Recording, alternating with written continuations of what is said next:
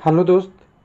दो कमेंट है विद्यार्थी लोगों का कि विद्यार्थी के साथ गलत हो रहा है। क्या है? यूआर में क्वालिफाई को जो ओबीसी, ईडब्ल्यूएस और एससी एसटी से कैंडिडेट हैं उनको पहले पोस्ट दे रहा है और इसलिए कम नंबर वाले सेम कम्युनिटी के कैंडिडेट बाहर जा रहे हैं और इफेक्ट है, ऐसा हो सकता है। दूसरा, पहले B2 और C1 वाले विद्यार्थी को पैनल में देना चाहिए था, बचे हुए सीट को A2 और A3 को देना चाहिए था। अब इसमें देखिए, हम अपनी राय तो नहीं रख सकते क्योंकि एक कैंडिडेट का डिमांड है और ये ऐसा होता तो सबसे अच्छा हो जाता, जिसको कह सकते हैं सीधा सीधा गोल्डन रूल। गोल्डन रूल मतलब किसी के साथ कुछ नहीं, जो कैंडिडेट 1-1 के डीबी में चला गया तो दोनों भी कंडीशन में कैंडिडेट को बेनिफिट मिलती। लेकिन रेलवे का रूल कुछ नियम लिखित होता है, उसकी बात करेंगे कि क्यों ऐसा करता है, उसके बारे में बात करेंगे। हम अपनी किसी गलती से कोई ये नहीं समझे कि मैं अपनी विचार व्यक्त कर रहा हूँ। तो यहाँ टेक्निकली देखिए कमेंट कहाँ से आया है। कई जगह आप टेलीग्राम पे देखेंगे, आपके चैनल पे देखेंगे, हर जगह वही कैंडिडेट, कोई भी कैंडिडेट यही आजकल पूछ रहा है कि पहले A2 A3 B1 वाले को तो पोस्ट मिल ही जाएगा, C1 वाला को दे देना चाहिए, जिससे वो 4 साल की वैकेंसी में इंतजार किए हैं, पोस्ट प्रिफ्रेंस नहीं देखना चाहिए, हायर मेडिकल C1 वाले जो C1 है तभी दे दे। तो देखिए पहला कंडीशन क्या होगा, C1 वाला के देगा तो C1 वाले मान लीजिए 100 सीट है और C1 वाले कैंडिडेट अगर 500 हैं तब किसको C1 देगा, ये भी समस्या है। तो फिर कहिएगा कि जो पहले पोस्ट प्रायोरिटी जिसका ज़्यादा नंबर दिया है उसका देना चाहिए, तो फिर ज़्यादा वाला का देगा तो फिर A2 वाला ज़्यादा लाया है उसको क्यों नहीं देगा। कन्फ्यूजन तो यहाँ भी बरकरार है। दूसरी एक चीज़ और लॉजिक हम बात करेंगे। और दूसरा कैंडिडेटों का वही कमेंट है कि यूआर में जो कैंडिडेट क्वालिफाई हैं उनको, जिनका ज़्यादा नंबर है उनको पहले पोस्ट दे दिया जा रहा है और जो बचे हुए कैंडिडेट हैं वो बाहर हो जा रहे हैं, ऐसा लोगों का कहना है और बिल्कुल टेक्निकली ये है। तो इसके लिए तो आपने गुवाहाटी पे देखा होगा, गुवाहाटी पे वेबसाइट पे दे दिया था कि यूआर वाले कैंडिडेट को पोस्ट मिलना ही मिलना है।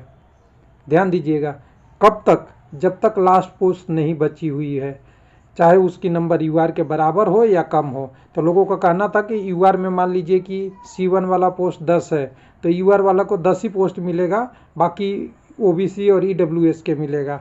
तो यहाँ पे ध्यान दीजिए, यूआर में जो क्वालिफाई कैंडिडेट है उसका नंबर 70 है और ओबीसी में क्वालिफाई है कैंडिडेट उसका 65 है।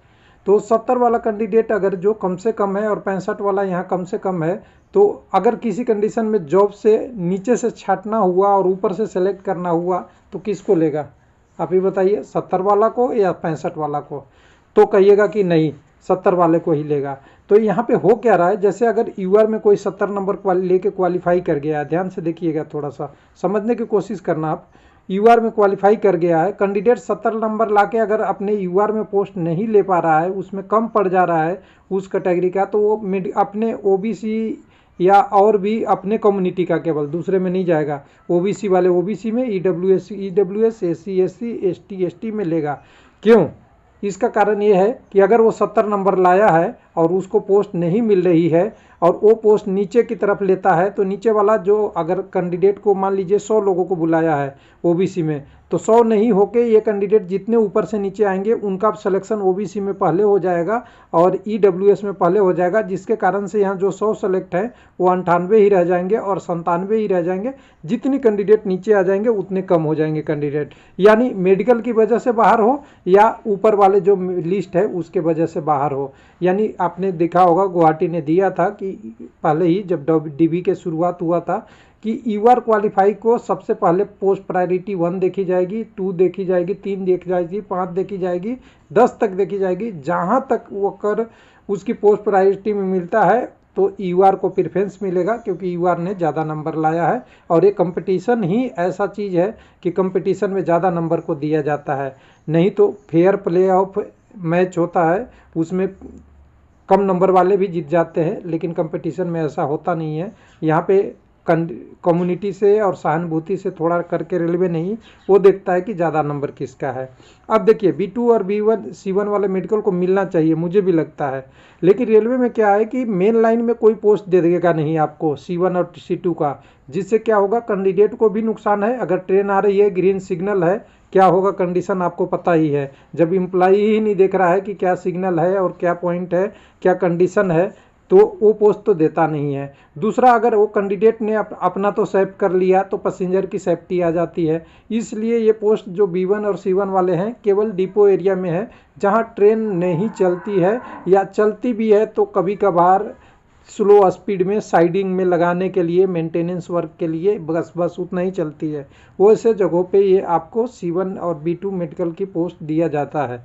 अब यहाँ पे लोगों का सवाल है कि मेरा B1 और C2 का दे दे तो मेरा कल्याण हो जाएगा, तो फिर A2 और A3 वाले कंप्लेन नहीं करेंगे रेलवे से कि मैंने फर्स्ट प्रायोरिटी दिया है कि ये पोस्ट चाहिए और मैंने नंबर लाया, मैं ट्रैक मेंटेनर बनूंगा क्या?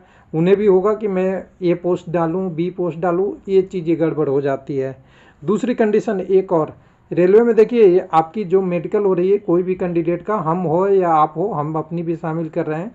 हमने ज्वाइनिंग के टाइम पे मेडिकल हो गया तो लोग सोचते हैं कि ख़त्म हो गई कहानी। मेडिकल रिव्यू कभी भी होती है और मेडिकल रिव्यू में होके आपकी अगर B1 और C1 अभी है, और मान लीजिए ऐसे तो नहीं होना चाहिए किसी का मेडिकल स्टैंडर्ड कम, फ्यूचर में अगर आपकी मेडिकल स्टैंडर्ड इससे डाउन हो जाती है B1 और C1 से, तब आपको कोई भी मेडिकल नहीं मिलेगा और फिर जॉब की दिक्कत आएगी।